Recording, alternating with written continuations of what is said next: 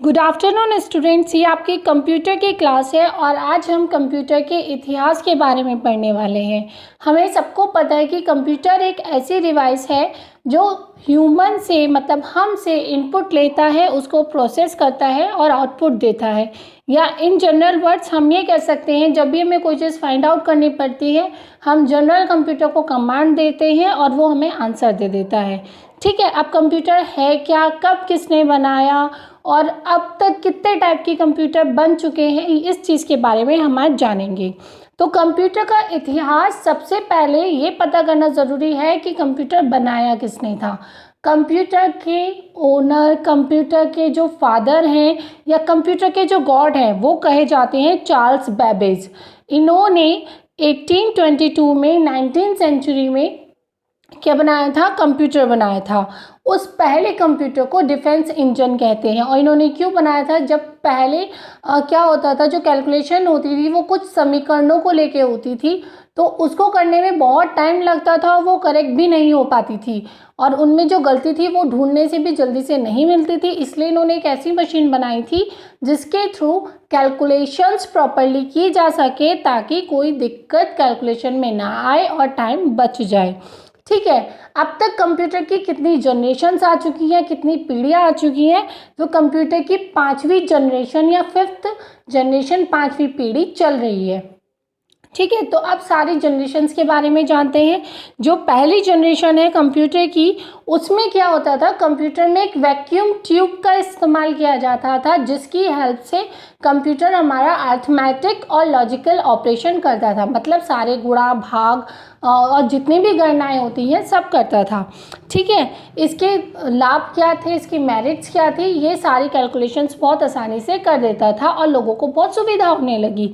लेकिन इसकी हानि क्या है, ये साइज़ में बहुत बड़ा होता था। जो पहला कंप्यूटर बना था वो लगभग एक कमरे में एक ही कंप्यूटर आ पाता था, बहुत ज़्यादा हीट जनरेट करता था, बहुत ज़्यादा इलेक्ट्रिसिटी लेता था, जिसकी वजह से उन कमरों में एसी लगाना पड़ता था। और अगर कभी कभी ऐसा होता था कि इतनी हीट ज़्यादा जनरेट हो जाती थी कि एसी का भी कोई फ़र्क नहीं होता था, मशीनें गर्म होकर ख़राब हो जाती थी। तो ये थी इसके लाभ और हानि। अब हम पढ़ते हैं कंप्यूटर की दूसरी जनरेशन के बारे में।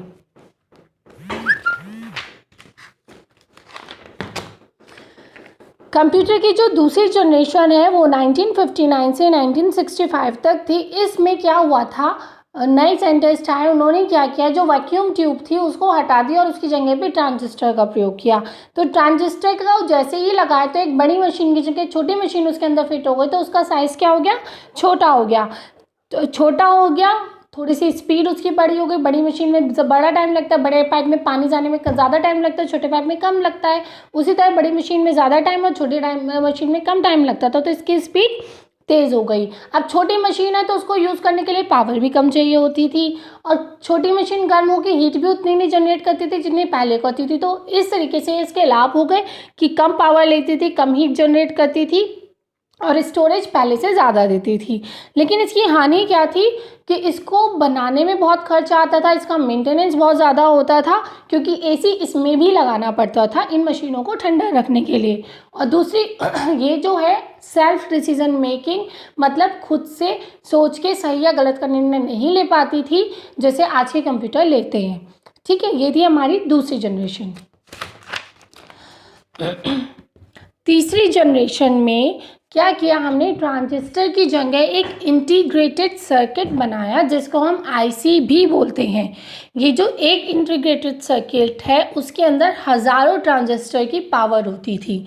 ठीक है, तो क्या हुआ, आकार और छोटा हो गया। इतने बड़े ट्रांजिस्टर की जगह हमने एक छोटी सी चिप लगा दी, उसको आईसी बोलते हैं।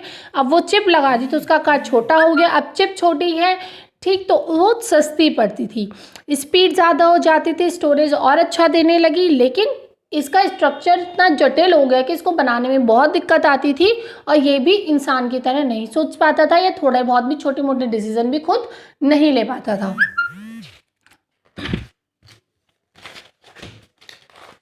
कंप्यूटर की चतुर्थ पीढ़ी या 4th जनरेशन ऑफ कंप्यूटर, इसमें क्या किया, ये 1970 से लेके 1985 तक चली। इसमें क्या किया उसने, बहुत सारी आईसीज को जोड़कर एक माइक्रो प्रोसेसर बनाया। ये जो माइक्रो प्रोसेसर है ये हर तरीके की कैलकुलेशन करता था, अर्थमेटिक भी करता था, लॉजिकल भी करता था और कंप्यूटर की बहुत सारी चीज़ों को कंट्रोल भी करता था। तो मतलब पहले से और बेटर हो गया जो वो इतने सारे फंक्शन दे रहा है, और साइज इसका और छोटा हो गया। ठीक है, ये माइक्रो प्रोसेसर हमने लगाया, बहुत सारी आईसी से मिलके बनता था और ये सस्ता पड़ता था। स्पीड थोड़ी सी तेज़ हो गई, जो रिजल्ट आते थे वो विश्वसनीय होते थे, मतलब एक्यूरेसी भी बहुत हद तक बढ़ गई थी। रिमोट प्रोग्रामिंग का मतलब है माइक्रो प्रोसेसर की हेल्प से जो दो बहुत दूर दूर के लोग हैं वो भी आपस में कनेक्ट होके अपनी प्रोग्रामिंग को एग्जीक्यूट कर सकते थे। मान लो एक यहाँ पे बैठा है और आपको कोई फ्रेंड दूसरे शहर में या दूसरे देश में है, तो भी माइक्रो प्रोसेसर की हेल्प से वो दोनों आपस में किसी भी नेटवर्क के थ्रू कनेक्ट होकर अपनी प्रोग्रामिंग को एक साथ मिलके कर सकते थे। लेकिन ये कम पावरफुल था। कम पावरफुल मतलब बैकअप बहुत कम देता था, इसकी स्पीड थोड़ी सी स्लो हो गई थी क्योंकि ये सर्किट बहुत ज़्यादा जटिल हो गया था। ठीक है, सोचने की कमी, वही अपना डिसीजन मेकिंग नहीं कर पाता था और इसमें स्टोरेज डिवाइस कम रखी गई थी। ठीक है, तो ये इसकी प्रॉब्लम थी। अब उसके बाद क्या है, 5th जनरेशन। इसको सभी पहचानते हैं क्योंकि इस जनरेशन के कंप्यूटर हम लोग आज यूज़ करते हैं। 1985 से अब तक जो जनरेशन चल रही है कंप्यूटर की वो एक 5वीं जनरेशन या 5th जनरेशन ऑफ कंप्यूटर है। इसमें क्या क्या माइक्रो प्रोसेसर है, बट उसको एक आर्टिफिशियल इंटेलिजेंस ऐड कर दी गई है। तो क्या हुआ, कंप्यूटर जो है वो इंसान की तरह सोचने लग गया है, इंसान की तरह काम करने लग गया है। तो इससे ये जजमेंट ले सकता है इंसान की तरह, जैसे मैंने बताया। और दूसरी चीज़, ये आर्टिफिशियल इंटेलिजेंस होने की वजह से न्यूमेरिक और नॉन न्यूमेरिकल जो आपके मैथ्स के सम वगैरह होते हैं वो तो सॉल्व करता है, साथ में ग्राफिकल हो गया या इमेजेस हो गया, इनसे रिलेटेड भी वर्क, और जितने भी आज हम कंप्यूटर में वर्क कर सकते हैं, चाहे वो न्यूमेरिक है और नॉन न्यूमेरिक है, वो सब भी आसानी से कर सकता है। ठीक है, इसमें बहुत सारी आईसीज रखी गई हैं जिसकी वजह से ये सारे ऑपरेशंस बिना किसी परेशानी के कर सकता है। इसके एडवांटेज क्या हो गया, डिसीजन मेकिंग कर सकता है, जैसे कि मैंने बताया।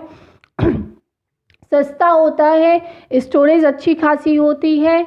ठीक है, और इसकी प्रॉब्लम क्या है, इसने ह्यूमन को रिप्लेस कर दिया है उसके वर्क प्लेस में। मतलब बहुत सारे लोगों की जगह अकेले कंप्यूटर ने ले ली। जो काम पहले 4 लोग मिलके करते थे वो काम अकेला आज कंप्यूटर कर रहा है, 4 लोगों की नौकरी खत्म। उसके अलावा जो ह्यूमन है उसका दिमाग डल हो गया है क्योंकि उसको पता है कि ये कमांड में कंप्यूटर में डालूंगा, कंप्यूटर इस चीज़ को सॉल्व कर देगा। ये एक जस्ट एक ओवरव्यू था या कह दो जनरेशन के बारे में था, हिस्ट्री ऑफ कंप्यूटर था। अगर आपको इससे रिलेटेड कोई भी क्वेरी है तो प्लीज़ मुझसे पूछ लीजिए। Thank you.